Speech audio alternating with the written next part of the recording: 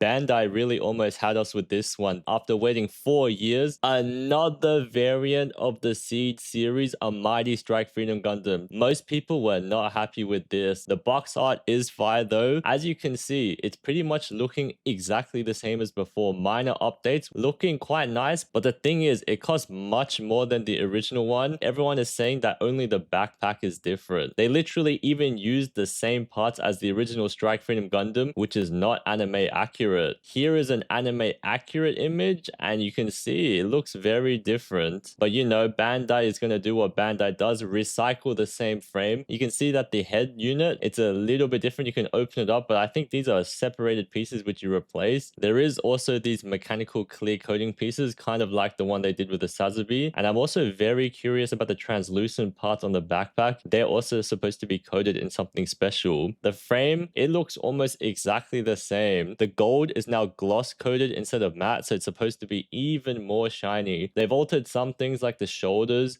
the thrusters, and maybe some of the knee parts, but it's hard to tell. You got to see the side by side. But nonetheless, most people are putting the armor parts on. They say that Bandai is selling out. Instead of redesigning a whole new kit, they're ready to get some money and also target the Chinese market, which loves this Gundam. In terms of the frame, it is quite cool, all of the gimmicks right here, but nothing new. We've already seen this 4 years ago. Here are all the parts. I do understand you get an extra katana and some of the weapons a little bit different, and you get 4 little model figures, 3 of which should be lacquer. I think Bandai is leaning on that character because the price increase, little hard to justify. Here are some pictures, 2 people in the cockpit now. You can also have Lacus on the top, interesting, and also on the backpack in that formation. Bandai knows what they're doing. Anyway, it's coming out next March, 26,400 yen. Expect that to be even higher from whatever country you have. And in my country, it's probably going to be 20 to 30% more expensive than the original one. And if you look at this as a person that's never been into this series, it basically looks the same, just the backpack is different. I will link this article down in the description, but it basically goes through the finer details in English because I don't know why Bandai always does these live stream presentations in Japanese only. You can see they have a model kit, but it's not fully assembled. What I'm interested to tell you guys is the actual differences. So if we look at the frame right here, from the live stream, there are new parts added on, slight changes to the body. Most notably, the rear thrusters are different, the back skirts are different,